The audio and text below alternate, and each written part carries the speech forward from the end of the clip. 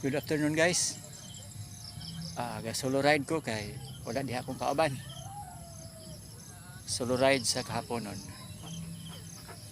Gikan ko sa kanang itangas dito sa Pulpugan. Di ako naabot diri sa monastery sa mga madre.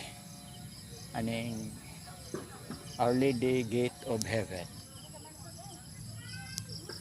Saksak Consolacion, Cebu. Kani siya nga monasteryo guys. Makita ni siya dito sa kuan sa Panoypoy Heights. Habog itong Panoypoy Heights kay layo kayo, dungawan lagi ni siya. May hapon pag-usab na tong tanan. Okay.